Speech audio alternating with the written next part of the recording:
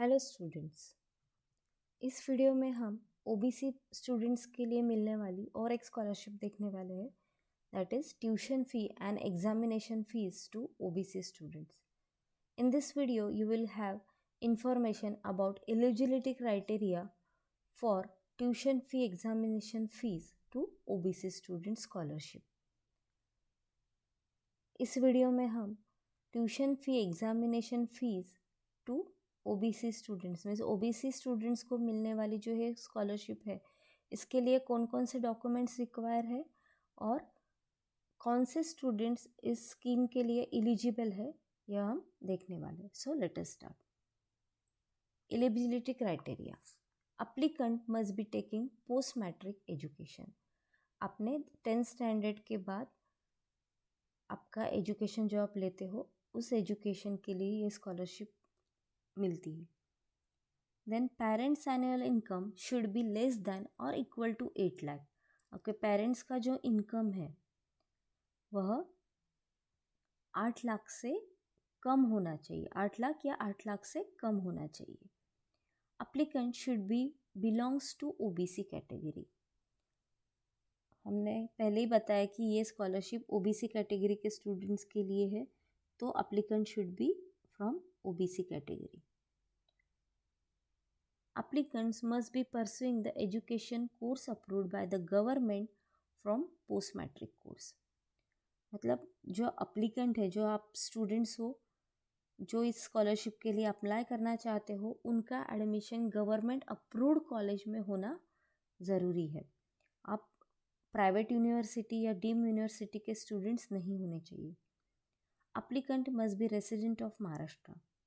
यह स्कॉलरशिप सिर्फ महाराष्ट्र के रेसिडेंट स्टूडेंट्स को ही मिल सकती है. For professional courses applicant should admitted through CAP round. आपका एडमिशन कैप राउंड के थ्रू होना चाहिए. अगर आपका एडमिशन कॉलेज राउंड के थ्रू होता है तो आपको ये स्कॉलरशिप नहीं मिल सकती. If applicant fails in particular year then he will get tuition fee and exam fee of that particular year, but he will not get benefit until he get promoted to next class.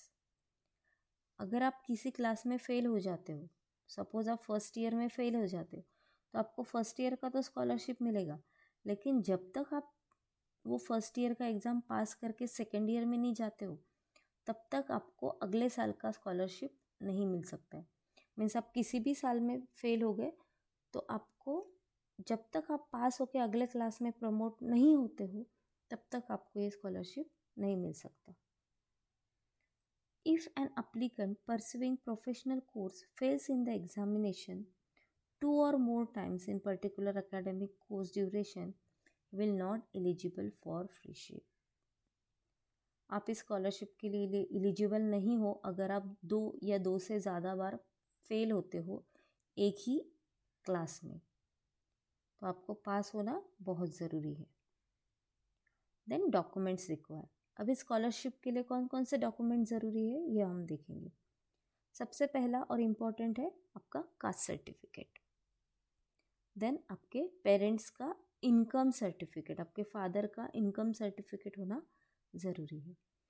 Then HSC और SSC marksheet. अगर आप first year में admission ले रहे हो तो आपका SSC या एचएससी का मार्कशीट ज़रूरी है. अगर आप सेकेंड ईयर थर्ड ईयर के स्टूडेंट्स हो तो आपका प्रीवियस ईयर का मतलब आपके पिछले साल का मार्कशीट होना ज़रूरी है. Gap certificate. अगर आपने एजुकेशन में गैप लिया है तो आपको गैप सर्टिफिकेट अटैच करना ज़रूरी है.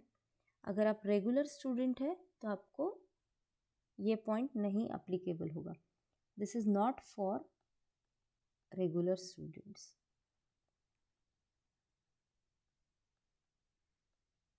This is not for regular students. Declaration certificate of parents, guardians about number of children beneficiaries.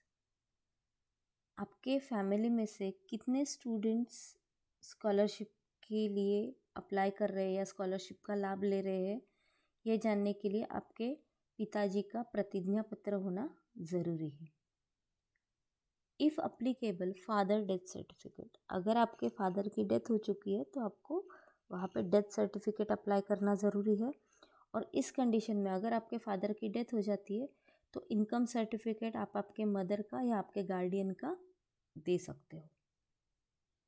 Cap allotment letter, आप कैप के थ्रू एडमिशन लेते हो तब आपको एक एडमिशन का लेटर मिलता है, वह लेटर आपको अटैच करना ज़रूरी है।